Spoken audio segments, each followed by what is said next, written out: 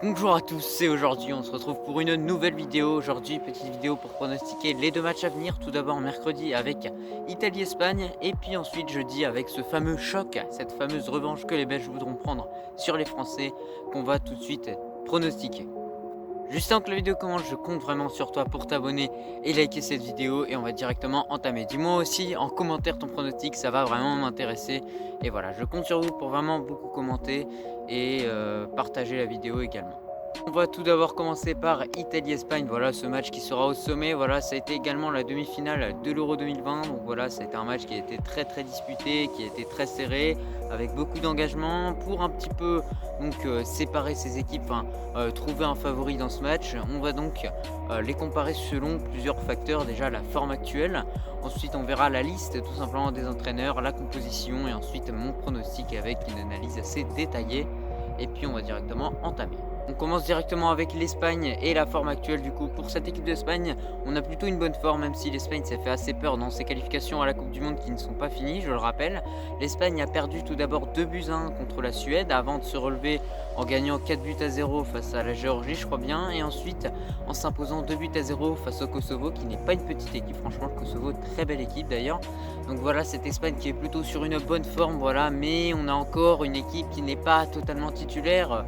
On a Luis Enrique qui se cherche encore réellement une identité de jeu ou etc. Donc on attend encore de voir ce que ça peut donner pour cette Espagne, mais en tout cas on sait qu'elle peut être très bonne vu leur parcours en Europe, mais on attend de voir ce que ça va donner. Désormais, côté italien du coup, pour la forme actuelle, on a plutôt une bonne forme, même si l'Italie s'est quand même inquiétée en faisant un match nul assez bizarre quand même contre la Lituanie. Donc voilà, où ils avaient eu énormément de tirs, mais ils n'avaient pas réussi à mettre les occasions au fond des filets. Sinon, voilà, ils ressortent quand même d'un 0-0 contre la Suisse. C'est pas très rassurant en fait avant d'affronter l'Espagne.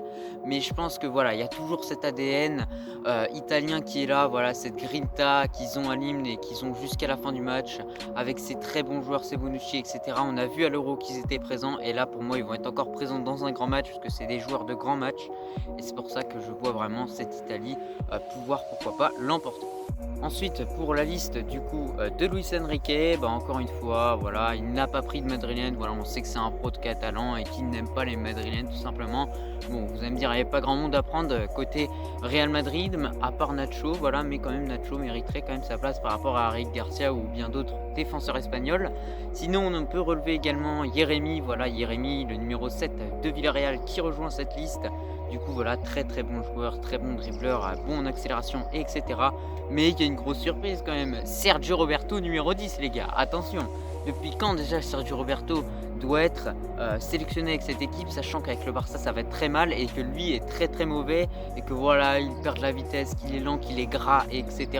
Comment lui il peut être sélectionné par rapport à d'autres joueurs espagnols qui sont meilleurs que lui? C'est ça que je comprends pas réellement. Il y a réellement, il a des contacts avec Luis Enrique, on le sait, et là on l'a clairement vu avec cette sélection. Pour la liste italienne, je ne vais pas en faire tout un plat, voilà, c'est une liste assez habituelle pour cette équipe. Chiesa, Immobile, Berardi, des noms qu'on connaît également, Locatelli qui va revenir, lui qui est très bon avec la Juve en ce moment. Donc voilà, on a hâte de voir ce qu'il va pouvoir apporter à cette équipe italienne. Au niveau des compositions probables, je vous affiche ma composition probable pour cette équipe de l'Espagne. Voilà, cette équipe de l'Espagne qui change quand même souvent de dispositif, souvent de joueurs, et etc. Qui n'a pas de 11 titulaires. Du coup, c'est un petit peu compliqué d'interpréter. C'est pour ça que j'ai mis un petit peu de temps à faire cette composition. Mais du coup, au goal, on retrouvera logiquement Unai Simon, voilà, tout simplement. Le gardien assez habitué du coup de cette sélection espagnole.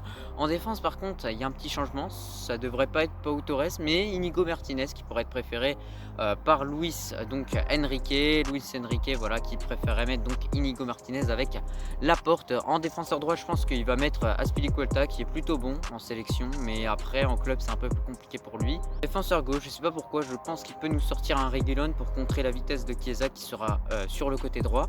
Au milieu de terrain, en revanche, on a ce trio qui devrait pas changer pour cette équipe de l'Espagne dans ce 4-3-3 avec Busquets, Koke et Pedri. Voilà, Pedri, auteur d'un Euro 2020 juste incroyable. Pour cette attaque espagnole, dans ce trio, je pense qu'il va nous sortir une petite surprise avec Fornals, tout simplement, qui a marqué contre le Kosovo. Je pense qu'il va le remettre encore une fois dans cette équipe. Voilà, sinon pour accompagner Fornals, je le verrais bien mettre donc Ferran Torres ou bien Olmo ou un autre attaquant, Jérémy, pourquoi pas le tenter, voilà, contre l'équipe de l'Italie.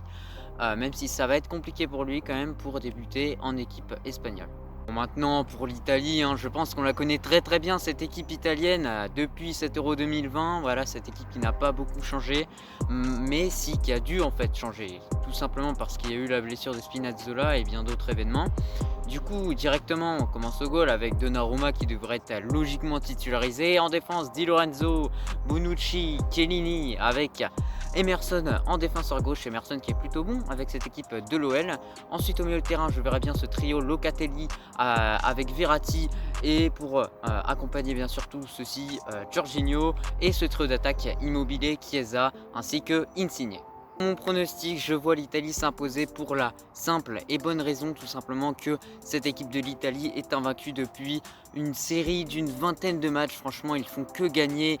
Les Italiens, ils ont une défense solide, plutôt bonne, mais en fait, il suffit pas d'avoir une bonne défense, il faudra également marquer, donc ils pourront compter sur un très bon Chiesa, Locatelli qui enchaîne les buts, donc pour moi ils vont largement l'emporter. Désormais on va basculer sur l'autre rencontre du coup de cette Ligue des Nations, l'autre demi-finale, donc France-Belgique. Voilà, ce match qui aura un goût de vengeance pour les Belges, voilà, qui se font toujours un petit peu troller à cause de ce seum belge en quelque sorte qu'on répète tant de fois. Pour moi ils n'ont pas le seum, seulement ils sont un petit peu dégoûtés et c'est assez normal.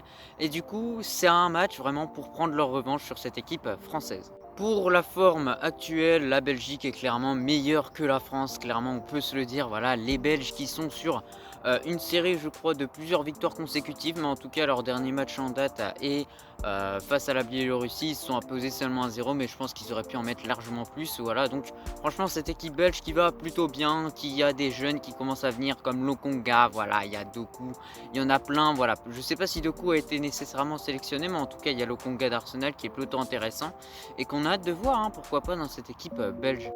Pour la France, concernant la forme actuelle, voilà, on a une équipe qui enchaînait les matchs nuls, voilà, qui enchaînait les mauvaises performances jusqu'à s'imposer face à la Finlande 2-0 au Groupama Stadium grâce à un excellent match de Antoine Griezmann notamment.